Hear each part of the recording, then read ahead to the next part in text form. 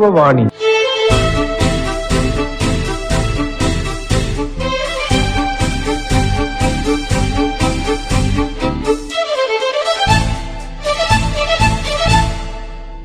നമസ്കാരം പ്രിയപ്പെട്ടവരെ, സ്വാഗതം യുവവാണിയിലേക്ക്. ഇന്ന് നമ്മളോടൊപ്പമുള്ളത് ഒരു യുവ പ്രതിഭയാണ്. ഇദ്ദേഹത്തിന്റെ കഴിവുകൾ കൊണ്ടും അല്ലെങ്കിൽ നേട്ടങ്ങൾ കൊണ്ടും മാത്രമല്ല, ഒഫീഷ്യലി അംഗീകരിക്കപ്പെട്ട ഒരു യുവ പ്രതിഭ എന്ന് തന്നെ പറയണം. അമൽ ഇക്ബാൽ. സ്വാഗതം അമൽ യുവവാണിയിലേക്ക്. ഒരുപാട് സന്തോഷം. ഒരുപാട് കാര്യങ്ങൾ ഇന്നത്തെ ദിവസം നമുക്ക് ചോദിക്കാനുണ്ട്. അതിനു മുമ്പേ നമുക്ക് ഈ യുവ പ്രതിഭ പുരസ്കാരത്തെ പറ്റി തന്നെ പറഞ്ഞു തുടങ്ങാം. എന്താണത്? എങ്ങനെയായിരുന്നു ആ ഒരു അച്ചീവ്മെന്റ്? യുവ പ്രതിഭാ പുരസ്കാരം എനിക്ക് കിട്ടാൻ കാരണം എന്റെ ഓവറോൾ അച്ചീവ്മെന്റ് വെച്ചിട്ടാണ്. ഞാൻ ഭിന്നശേഷി മേഖലയിൽ നടത്തിയ സംഭാവനകളും എന്റെ പ്രയത്നങ്ങളും, പിന്നെ അതേപോലെ തന്നെ ഞാൻ ഫസ്റ്റ് എന്റെ കരിയർ സ്റ്റാർട്ട് ചെയ്തത് 1ാം ക്ലാസ് മുതൽ ഞാൻ ക്വിസറാണ്. പിന്നെ നാഷണൽ ലെവൽ പഞ്ചഗുസ്തി മത്സരമുണ്ട്, മോട്ടിവേഷൻ സ്പീക്കറാണ്, international level model UN parliament കിട്ടിയിട്ടുണ്ട്. പിന്നെ അതേപോലെ തന്നെ നാഷണൽ സ്റ്റോറി റൈറ്റിംഗ് വിന്നറാണ്. 2 ഷോർട്ട് ഫിലിമിൽ അഭിനയിച്ചിട്ടുണ്ട്. അമൽ മുറികൂട്ടി എന്നുള്ള 2 ഷോർട്ട് ഫിലിമിൽ അഭിനയിച്ചിട്ടുണ്ട്. പിന്നീട് ഒരു ബിഗ് സ്ക്രീനിലും നായകനായിട്ട് വേഷമിട്ടിട്ടുണ്ട്. ആകാശം കടന്ന് എന്നുള്ള ബിഗ് സ്ക്രീൻ ചിത്രത്തിൽ വേഷമിട്ടിട്ടുണ്ട്. ഇതിന്റെ ഒക്കെ ഒരു ഓവറോൾ അച്ചീവ്മെന്റ് വെച്ചിട്ടാണ് കേരള സർക്കാരും യുവജന ക്ഷേമ ബോർഡും ഏർപ്പെടുത്തിയ യുവ പ്രതിഭാ പുരസ്കാരം കിട്ടിയത് എന്ന് എനിക്ക് തോന്നുന്നു.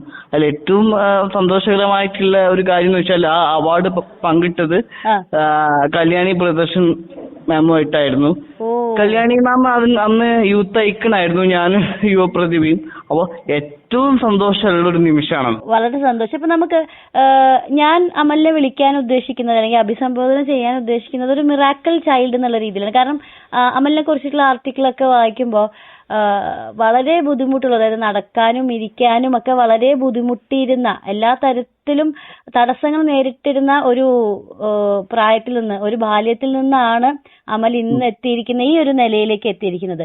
എന്തായിരുന്നു അമലിന്റെ ഒരു കണ്ടീഷൻ എന്ന് പറയുന്നത്, അല്ലെങ്കിൽ എന്താണ് ഒരു ശാരീരിക മാനസികമായിട്ടുള്ള ബുദ്ധിമുട്ടുകൾ ഉള്ളത്? ഞാൻ സെർബിൾ പാൾസി എന്നുള്ള രോഗബാധിതനാണ്. 90% ജന്മനാ പഠന വൈകല്യവും ചലന വൈകല്യവും എല്ലാ തരത്തിലുള്ള വൈകല്യവും ആയിട്ടുള്ള ഒരാളായിരുന്നു. ഒക്കെ അതിജീവിച്ചുള്ള ഒരാളാണ്. സ്വന്തമായിട്ട് എഴുന്നേറ്റിരിക്കാൻ ഒരു തരത്തിലുള്ള ചലനവും സാധ്യമാവാത്ത ഒരാളായിരുന്നു. അവിടുന്ന് എന്താ പറയാ, സൊസൈറ്റിയുടെ സപ്പോർട്ട്, പാരന്റ്സിന്റെ സപ്പോർട്ട്, ഫാമിലിയുടെ സപ്പോർട്ട്, ഈ ഘടകങ്ങളൊക്കെ ചേർന്നിട്ട് അമൽ എന്നുള്ള ഒരു വ്യക്തിയെ രൂപപ്പെടുത്തിയെടുക്കുന്നതിൽ വളരെ വലിയ പങ്കുണ്ട്. യെസ്. അപ്പോ ഒന്ന് തുടക്കത്തിൽ നമ്മൾ വളരെ കുറച്ച് കാര്യങ്ങൾ പറഞ്ഞു. ഒന്നും കൂടെ ചോദിക്കുകയാണ്, ഏറ്റവും മനസ്സിൽ അഭിമാനമായിട്ട് നിൽക്കുന്ന അച്ചീവ്മെന്റ്സ് എന്തൊക്കെയാണ്? ഈ യുവ പ്രതിഭ പുരസ്കാരം ഉൾപ്പെടെ എന്തൊക്കെയാണ് ഒരു നമുക്ക് അവാർഡ് എന്ന നിലയ്ക്കോ അങ്ങനത്തെ ഒരു റെക്കഗ്നിഷൻസ് കിട്ടിയിട്ടുള്ളത് എന്തൊക്കെയാണ്? ഒരുപാട് അവാർഡുകള്. എനിക്ക് ഫസ്റ്റ് ആയിട്ട് സംസ്ഥാന സർക്കാരിന്റെ അവാർഡ് കിട്ടുന്നത് ഉജ്ജ്വല ബാല്യ പുരസ്കാരമാണ്. എനിക്ക് ഓരോ അവാർഡിനോടും കിട്ടുമ്പോ ഇങ്ങനെ പ്രിയം കൂടി വരികയാണ്. പിന്നീട് കിട്ടിയത് 2023 best role model person with disability എന്നുള്ള അവാർഡ്. അങ്ങനെ ഓരോ കൊല്ലവും അപ്ഡേറ്റഡ് ആവാനാണ് ഞാൻ നോക്കുക. അതിന് എന്റെ പാരന്റ്സിന്റെയും എന്റെ ടീച്ചേഴ്സിന്റെയും എന്റെ എന്താ പറയാ സൊസൈറ്റിയുടെയും എന്റെ ഫ്രണ്ട്സിന്റെയും സപ്പോർട്ടാണ്. അവരാണ് എന്നെ ഈ ലെവലിലേക്ക് ബൂസ്റ്റപ്പ് ചെയ്ത് ഉയർത്തിക്കൊണ്ടുവന്നത്. ഇപ്പൊ അമലിനെ സംബന്ധിച്ചിടത്തോളം അങ്ങനെ ഒരു സപ്പോർട്ട് കിട്ടി. പക്ഷെ ഇപ്പോഴും ഡിഫറെന്റ്ലി ഏബിൾഡ് ആളുകളോട് അല്ലെങ്കിൽ ഭിന്നശേഷിക്കാരോട് സൊസൈറ്റിക്ക് ഒരു പക്ഷെ സിമ്പതി ഉണ്ടാവും. അയ്യോ, ഈ കുട്ടിക്ക് കാലിന് വയ്യല്ലോ, അല്ലെങ്കിൽ കണ്ണ് കാണില്ലല്ലോ, ആ ഒരു ആറ്റിറ്റ്യൂഡ് നമുക്ക് എല്ലാവർക്കും ഉണ്ട്. പക്ഷെ അതിലുപരി സമൂഹത്തിന്റെ ഒരു ആറ്റിറ്റ്യൂഡ് എങ്ങനെയാണ്? ഒരു എന്തെങ്കിലും തരത്തിലുള്ള ഒരു ഡെവലപ്മെന്റ് ആ കാര്യത്തിൽ ഉണ്ടായിട്ടുണ്ടോ? ഞാൻ സത്യത്തില് ഇല്ല എന്നുള്ള നഗ്നസത്യമാണ് തുറന്നു പറയാ. കാരണം ഇൻക്ലൂസീവ് എഡ്യൂക്കേഷൻ അല്ലെങ്കിൽ ഇൻക്ലൂസീവ്നെസ് എന്നുള്ളത് നമുക്ക് എന്താ പറയാ ഒരു പർട്ടിക്കുലർ പ്രോഗ്രാമിൽ വെച്ചിട്ട് ഈ കുട്ടികളെ ആദരിക്കുക, കുറച്ച് പൈസയും കാര്യങ്ങളും കൊടുക്കുക, ഫോട്ടോ എടുക്കുക, ഭിന്നശേഷി സൗഹൃദ ഗ്രാമമായി പ്രഖ്യാപിക്കുന്നു, ഇവരെ വീഡിയോസും കാര്യങ്ങളൊക്കെ ചെയ്യുന്നതിലൂടെ. ഇതിനപ്പുറത്തേക്ക് ഞങ്ങൾക്ക് വേണ്ടത് ഓവർ പരിഗണനയല്ല. ഞങ്ങൾക്ക് വേണ്ടത് നിങ്ങളെപ്പോലെ ഞങ്ങളെ കണ്ടാൽ മതി എന്നുള്ളതാണ്. അതിൽ കുറച്ച് മൊബിലിറ്റി പ്രശ്നങ്ങൾ വരും. അതിനൊരുപാട് അസിസ്റ്റീവ് ഡിവൈസ് ടെക്നോളജികൾ ലോകത്തിൽ ഒരുപാട് രാജ്യങ്ങൾ ഇംപ്ലിമെന്റ് ചെയ്തിട്ടുണ്ട്. അപ്പൊ അത്തരം കാര്യങ്ങളൊക്കെ വെച്ചിട്ട് നമ്മൾ മുന്നോട്ട് കൊണ്ടുപോകണം. ഭിന്നശേഷി സമൂഹത്തെ അങ്ങനെ എല്ലാത്തരം വികാരങ്ങളും എല്ലാത്തരം വിചാരങ്ങളും ഒരു സാധാരണ മനുഷ്യനെ പോലെ തന്നെ ഞങ്ങൾക്കുണ്ട്. ഒരു ഭിന്നശേഷി അല്ലാത്തൊരു മനുഷ്യൻ ആഗ്രഹിക്കുന്ന അവകാശങ്ങൾ നേടിയെടുക്കാൻ ഞങ്ങൾക്കും താല്പര്യമുണ്ട്, ആഗ്രഹമുണ്ട്. ആ ആഗ്രഹത്തില് സൊസൈറ്റി ഞങ്ങളെ കൂടെ നിൽക്കുക, ഞങ്ങളെ സപ്പോർട്ട് ചെയ്ത് നിൽക്കുക എന്നുള്ളതാണ്. നിർഭാഗ്യവശാല് നമ്മുടെ ഈ ഒരു സിസ്റ്റം ഒരു താറുമാറായി കിടക്കുന്ന രീതിയിലാണ് കണ്ടുപോരുന്നത്. ഇപ്പോ താങ്കൾ പറഞ്ഞ ഒരു വേർഡ് ഇൻക്ലൂസീവ് എഡ്യൂക്കേഷൻ, അത് നമ്മളും കുറെ കേട്ടിട്ടുണ്ട്. ശരിക്കും എന്താണ് അതിന്റെ ഒരു കോൺസെപ്റ്റ്? ഡിഫറെന്റ്ലി ഏബിൾഡ് ആയിട്ടുള്ള വ്യക്തികളെയും അവരും സാധാരണക്കാരെ പോലെ കാണണം എന്നാണോ? എന്താണ് അതിന്റെ ഒരു ആക്ച്വൽ ഇന്റൻഷൻ? ആക്ച്വൽ ഇന്റൻഷൻ എന്ന് പറഞ്ഞു കഴിഞ്ഞാൽ ഇൻക്ലൂസീവ്നെസ് എന്ന് പറഞ്ഞു കഴിഞ്ഞാൽ നിങ്ങൾക്കും നിങ്ങളെ പോലെ തന്നെയാണ് ഞങ്ങളും. ഞങ്ങൾക്ക് കുറച്ച് പ്രശ്നങ്ങളുണ്ട്, കുറച്ച് മൊബിലിറ്റി പ്രശ്നങ്ങളുണ്ട്. അതിനുള്ള അടിസ്ഥാന സൗകര്യങ്ങൾ മാത്രം തന്നിട്ട് നിങ്ങളെ പോലെയുള്ള എല്ലാവിധ അവകാശങ്ങളും വികാരങ്ങളും വിചാരങ്ങളും ചിന്തകളും ഉള്ള ആളുകളാണ്. അത് ഡെവലപ്പ് ചെയ്തെടുക്കാനുള്ള വേദികൾ ഒരുക്കി തരിക, അതിനുള്ള മൊഡ്യൂളുകൾ തയ്യാറാക്കിയിട്ട് ഞങ്ങളെ സൊസൈറ്റിയിലേക്ക് എൻറ്റർ ചെയ്യിക്കുക എന്നുള്ളതാണ്. ഇപ്പൊ വളരെ സങ്കടകരമായിട്ടുള്ള ഒരു യാഥാർത്ഥ്യം, നമ്മളെ കാര്യങ്ങളിലൊക്കെ law without tooth and nails. അതായത് നിയമങ്ങളുണ്ട്. ഇപ്പൊ ഇൻക്ലൂസീവ് എഡ്യൂക്കേഷന് ഒരു നിയമമായിട്ടുണ്ട്, സർക്കാർ പെൻഷൻ കൊടുക്കുന്നുണ്ട്, എല്ലാവിധ കാര്യങ്ങളും ചെയ്യുന്നുണ്ട്. പക്ഷെ ഓരോ സർക്കാരും, ഇന്ന സർക്കാർ ഞാൻ പേരെടുത്ത് പറയുന്നില്ല, ഓരോ സർക്കാരും ഭിന്നശേഷി കാര്യങ്ങളിൽ ഒരു വളരെ താല്പര്യം എടുത്തിട്ടാണ് ചെയ്യുന്നത് ഓരോ പദ്ധതികളും. പക്ഷേ നമ്മളെ നിർഭാഗ്യം എന്ന് പറയട്ടെ, ഇത് ഇംപ്ലിമെന്റേഷനിൽ ഇതിന് ഒഫീഷ്യലിൽ കറക്റ്റായിട്ട് ഇംപ്ലിമെന്റ് ചെയ്യുന്നില്ല. താഴെ തട്ടിൽ നിന്ന് കറക്റ്റായിട്ട് ഇംപ്ലിമെന്റ് ചെയ്യുന്നില്ല. മോളിൽ നിന്ന് കറക്റ്റായിട്ട് ഓർഡർ വരും, ഇന്ന കാര്യങ്ങൾ ചെയ്യണം. പക്ഷെ ഇതിനോട് മുഖം തിരിച്ചു നിൽക്കുന്ന ചില ഉദ്യോഗസ്ഥ വൃന്ദങ്ങളുണ്ട്. അവരാണ് നമുക്ക്, ഞാൻ പറയുമ്പോ യുവാനിയിൽ പറയുമ്പോ ചിലപ്പോ എന്റെ തല പോകുമെന്ന് അറിയില്ല, ഞാൻ പക്ഷെ നഗ്ന സത്യം തുറന്നു പറയും. അപ്പൊ ഇതാണ് ഒരു ഭിന്നശേഷി മേഖലയിൽ കാര്യമായിട്ട് ഡെവലപ്മെന്റും കാര്യമായിട്ട് റിസർച്ചും ഒന്നും കേരളത്തില് മറ്റു സംസ്ഥാനങ്ങൾ അല്ലെങ്കിൽ മറ്റു രാജ്യങ്ങളെ അപേക്ഷിച്ച് നോക്കുമ്പോൾ നടക്കാത്തത്. കാരണം എന്താണ്? നമുക്ക് പ്രത്യേകിച്ച് ലാഭകരമല്ലാത്ത ബിസിനസ് ആയതുകൊണ്ട് ഇതിനോട് ഈ കുട്ടികളോട് പ്രത്യേകിച്ചുള്ള താല്പര്യമോ ഈ കുട്ടികളോട് പ്രത്യേകിച്ചുള്ള റിസർച്ച് നടത്താനുള്ള താല്പര്യമോ ഈ രോഗം എന്താണെന്ന് ഈ അവസ്ഥ എന്താണെന്ന് കണ്ടുപിടിക്കാനുള്ള താല്പര്യമോ ഇവർക്ക് വേണ്ടി എന്തെങ്കിലുമൊക്കെ ചെയ്യണം എന്നുള്ള താല്പര്യം ഒന്നും നമുക്കില്ല എന്നുള്ളതാണ്. മനസ്സിലായി. ഇപ്പൊ അമലാണെങ്കിലും അല്ലെങ്കിൽ അമലിനെ പോലെയുള്ള മറ്റ് വ്യക്തികളാണെങ്കിലും എന്തുമാത്രമാണ് ഒരു ഐസൊലേഷൻ അല്ലെങ്കിൽ ഒറ്റപ്പെടൽ അനുഭവിക്കേണ്ടി വരുന്നത് ജീവിതത്തിൽ?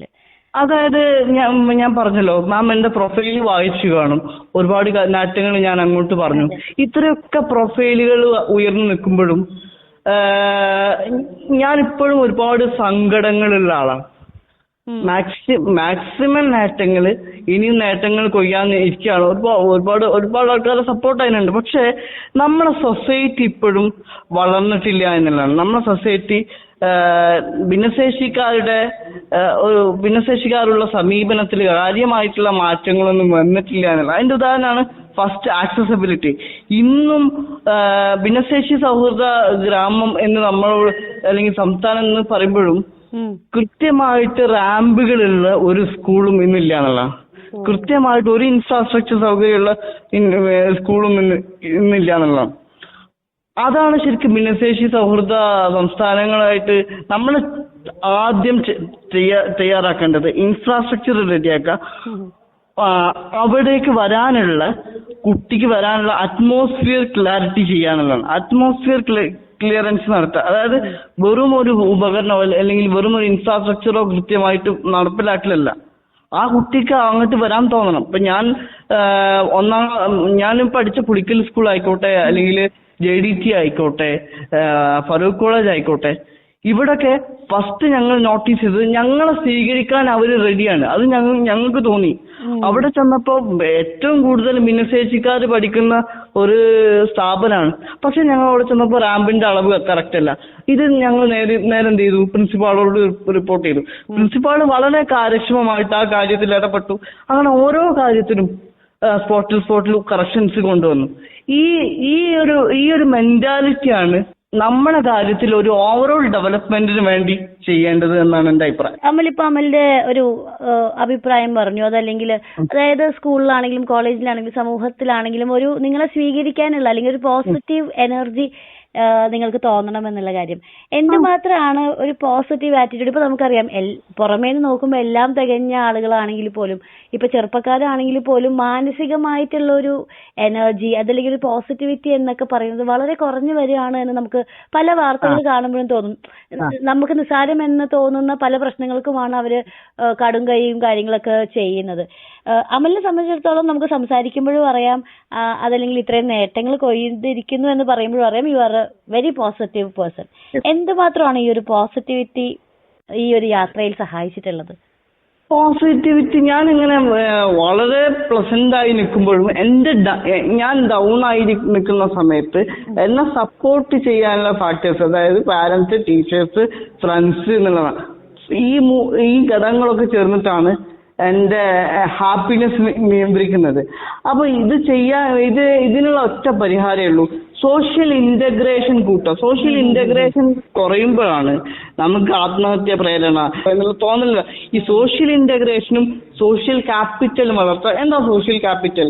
സോഷ്യൽ ക്യാപിറ്റൽ എന്ന് പറഞ്ഞു കഴിഞ്ഞാൽ ഒരു വ്യക്തി ജീവിക്കുന്ന ചുറ്റുപാട്, ആ വ്യക്തിനെ സപ്പോർട്ട് ചെയ്യാനുള്ളൊരു എത്ര ഘടകങ്ങളുണ്ട്, എന്തൊക്കെ ഫാക്ടേഴ്സ് ഉണ്ട്, അതിനെന്തൊക്കെ മാറ്റങ്ങൾ വരുത്താം എന്നുള്ളതാണ് സോഷ്യൽ ക്യാപിറ്റൽ കൊണ്ട് ഉദ്ദേശിക്കുക. അപ്പൊ സോഷ്യൽ ക്യാപിറ്റലും അതേപോലെ തന്നെ സോഷ്യൽ ഇന്ററാക്ഷനും സോഷ്യൽ ഇന്റഗ്രേഷൻ, സാമൂഹികമായിട്ടുള്ള ഉൾച്ചേർക്കലും സാമൂഹിക മൂലധനവും ശക്തിപ്പെട്ടു കഴിഞ്ഞാൽ, അങ്ങനെ തന്നെയാണ്, സാമൂഹിക മൂലധനവും ശക്തിപ്പെട്ടു കഴിഞ്ഞാൽ നമ്മൾ കളർഫുൾ ആയിട്ട് നമ്മുടെ ലൈഫ് നിയന്ത്രിക്കാൻ പറ്റും. നമുക്ക് ജോളിയായിട്ട് നടക്കാൻ പറ്റും, ഹാപ്പിനെസ് ആയിട്ട് നടക്കാൻ പറ്റും.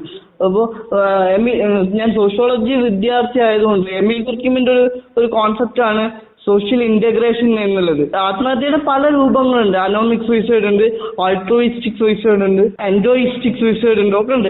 അപ്പൊ ഈ ലെവലിലേക്കൊക്കെ നമ്മളെ ആളുകൾ മാറുന്നത് നമ്മളെ ആളുകളുടെ സോഷ്യൽ ഇന്റഗ്രേഷൻ കുറഞ്ഞിട്ടാണ്. അല്ലെങ്കിൽ ഇന്ന് പലപ്പോഴും ആളുകളോട് സംസാരിക്കാൻ എന്ത് ചെയ്യുന്നില്ല, നേരമില്ല. ഒന്നും മുഖത്തോട് മുഖം നോക്കി സംസാരിക്കാൻ നേരമില്ല. അപ്പൊ സോഷ്യൽ ഇന്ററാക്ഷൻ കൂട്ടുക, വെറുതെ വർത്താനം പറഞ്ഞിരിക്കും.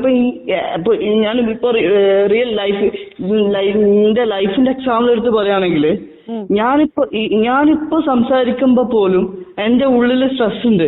എന്റെ ഉള്ളിലെ സ്ട്രെസ് ഞാൻ എങ്ങനെ കളയണേ? എന്റെ ഉള്ളിലെ സ്ട്രെസ് ഞാൻ കളയുന്ന വെച്ചാൽ ഞാൻ ഫെറിൻ ചേച്ചിയോട് യുവവാണിയിൽ സംസാരിക്കുമ്പോഴാണ്. ഇത്രയും ഹയർ പ്രൊഫൈലിൽ നിൽക്കുമ്പോഴും എന്റെ ഉള്ളിലെ ഫ്രസ്ട്രേഷൻ, എന്റെ ഉള്ളിലെ ആകുലത, എന്റെ ഉള്ളിലെ ആകുലാദികളൊക്കെ ഞാൻ മാറ്റി വെക്കുന്നത് ഇങ്ങനെ ഇന്ററാക്ട് ചെയ്തിട്ടാണ്. ആ ഇന്ററാക്ഷനുള്ള വഴികൾ ഭിന്നശേഷിക്കാരായിക്കോട്ടെ ആരുമായിക്കോട്ടെ വഴികൾ നമ്മൾ ഒരുക്കി കൊടുക്കുക. അവരെ നമ്മൾ എൻ്റർ ചെയ്യിക്കുക, എന്തെങ്കിലും കാര്യത്തിൽ എൻഗേജ് ചെയ്യിപ്പിക്കുക, അവരെ പ്രശ്നങ്ങൾ കേൾക്കാൻ പഠിക്കാതെ. ലൈഫിൽ ഏറ്റവും പവർഫുൾ ആയിട്ടുള്ള വാക്ക്, മലയാളത്തിലെ ലൈഫിൽ ഏറ്റവും പവർഫുൾ ആയിട്ടുള്ള വാക്ക് എന്ന് വെച്ചാൽ 2 അക്ഷരേ ഉള്ളൂ, എന്റെ എന്നുള്ളതാണ്. എത്ര രക്ഷിതാക്കള് മകനെ കൂട്ടിപ്പിടിച്ചിട്ട് അല്ലെങ്കിൽ മകളെ കൂട്ടിപ്പിടിച്ചിട്ട് നീ എന്റെ മോളാടാ, നീ എന്റെ മോനാടാ എന്ന് പറഞ്ഞിട്ടുണ്ട്. എത്ര രക്ഷിതാക്കൾ ഉമ്മ വെച്ചിട്ടുണ്ട്, മക്കൾ നെറ്റി തടച്ചിട്ട് ആത്മാർത്ഥമായിട്ട് ഉമ്മ വെച്ചിട്ടുണ്ട്. ഇത്രയേ ഉള്ളൂ. ഈ ഒരു കാര്യം ചെയ്യാ സ്വാഭാവികമായിട്ട് നമ്മളെ സോഷ്യൽ ഇന്ററാക്ഷൻ കൂടും, നമ്മളെ വിട്ടുപിരിയാൻ തോന്നൂല, നമ്മളായിട്ടുള്ള കണക്ഷൻ ബോൺസ് ഓഫ് ലവ് എന്ന് പറയുന്നതിന്. അപ്പൊ ഇത്തരം രീതിയിലുള്ള ഒരു കണക്ഷൻ ബിൽഡപ്പിനാണ് നമ്മൾ ശ്രമിക്കേണ്ടത്. ഇപ്പൊ അമലിന്റെ പ്രൊഫൈല് നോക്കുമ്പോ ഇപ്പൊ നമ്മൾ സാധാരണ യുവവാണിയിലൊക്കെ നമുക്ക് ഓരോരുത്തർ സംസാരിക്കുമ്പോ അവർ ഒരു മേഖലയിൽ നേട്ടങ്ങൾ കൊയ്തവരും അല്ലെങ്കിൽ ഒരു മേഖലയെ പറ്റിയുള്ള പല ചോദ്യങ്ങളും നമ്മൾ ചോദിക്കാറുണ്ട്. ഇപ്പൊ അമലിന്റെ പ്രൊഫൈൽ ഇങ്ങനെ മുമ്പിൽ വെച്ചിട്ട് ഞാൻ കൺഫ്യൂസ്ഡ് ആണ് എവിടെ നിന്ന് തുടങ്ങണം എന്നുള്ളത്. അപ്പൊ നമുക്ക് ആം റെസ്ലിംഗ് കണ്ടിന്യൂ ചെയ്യാം. അത് എങ്ങനെയാണ്? ഇപ്പൊ അമൽ തന്നെ പറഞ്ഞു 90% മേളില് ശാരീരിക വൈകല്യമുള്ള ഒരു വ്യക്തിയായിരുന്നു എന്നുള്ളത്. അങ്ങനെ ഒരാള് ഇങ്ങനെ ഒരു മേഖലയിലേക്ക് എങ്ങനെ വന്നു? അതിന്റെ പിന്നിലെ കഥ.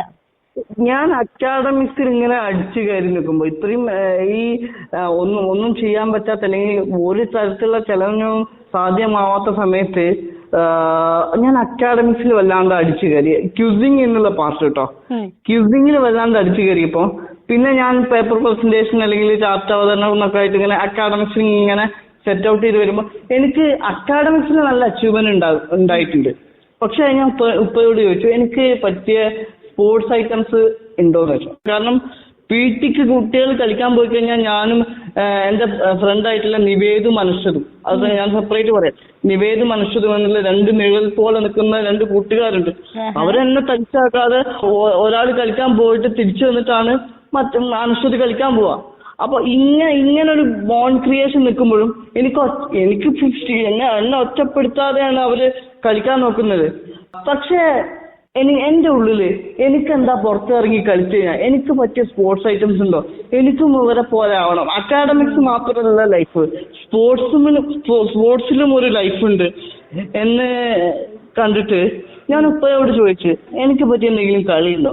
അപ്പൊ ഉപ്പ പറഞ്ഞൊരു വാക്കുണ്ട്, ലോകം അഭിമാനത്തോട് നോക്കി കാണുന്ന ഒരു കളിയുണ്ട്, ആം റെസ്ലിംഗ്. അതിൽ നിന്നെ ഞാൻ നാഷണൽ ചാമ്പ്യൻ ആക്കുന്നു.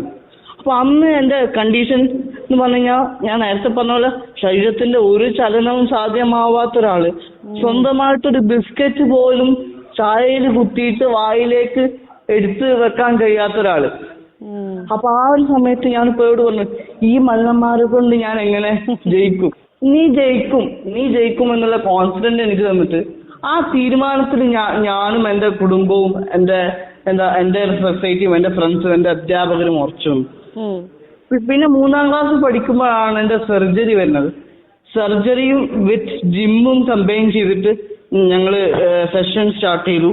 2022 ഞാൻ ആദ്യമായിട്ട് എറണാകുളം ജില്ലയിലെ കോലഞ്ചേരിയിൽ വെച്ചിട്ട് സംസ്ഥാനതല പഞ്ചഗുസ്തി മത്സരത്തിൽ പങ്കെടുക്കുന്നുണ്ട്.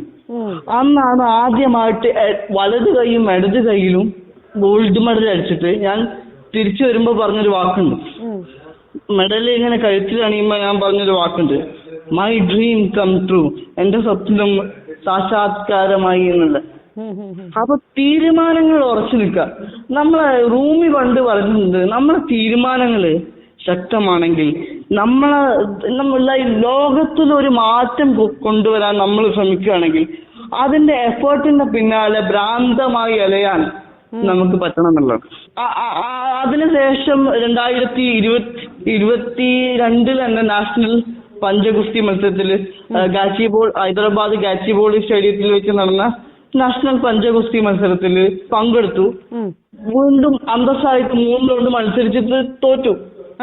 ഞാൻ ആ ഒരു പരാജയം ഒരിക്കലും ഒരു അവസാന പരാജയമായിട്ട് കണ്ടിട്ടില്ല. 2025 വീണ്ടും ഞാൻ ട്രെയിനിങ് സ്റ്റാർട്ട് ചെയ്തു. 2025 ട്രെയിനിങ് ഘടിപ്പിച്ചു. സംസ്ഥാനതല പഞ്ചഗുസ്തി മത്സരത്തിൽ പ്രൈസ് അടിച്ചു. നാഷണൽ തൃശ്ശൂരിൽ വെച്ച് നടന്ന നാഷണൽ പഞ്ചഗുസ്തി മത്സരത്തിൽ വെങ്കല മെഡൽ അടിച്ചു.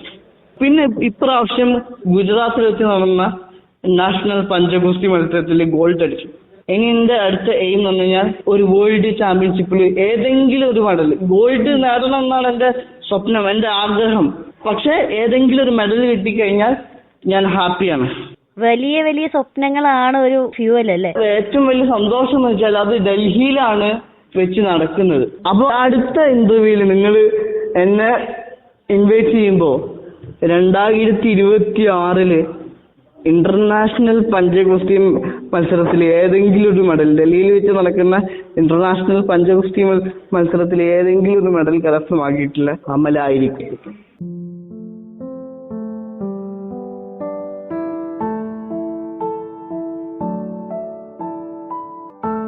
തന്റെ പരിമിതികളെയെല്ലാം കീഴടക്കി നേട്ടങ്ങൾ കൊയ്യുന്ന കേരള യുവജന കമ്മീഷന്റെ 2025-26 യുവപ്രതിഭാ പുരസ്കാര ജേതാവ് അമൽ ഇഖ്ബാലുമായുള്ള അഭിമുഖമാണ് ശ്രോതാക്കൾ ഇതുവരെ കേട്ടത്.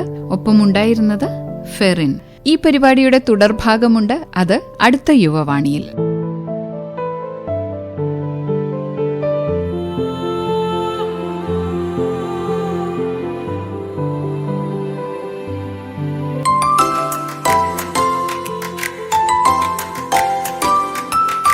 ഇന്നത്തെ യുവവാണി ഇവിടെ സമാപിക്കുന്നു. നിർവഹണം റിയ.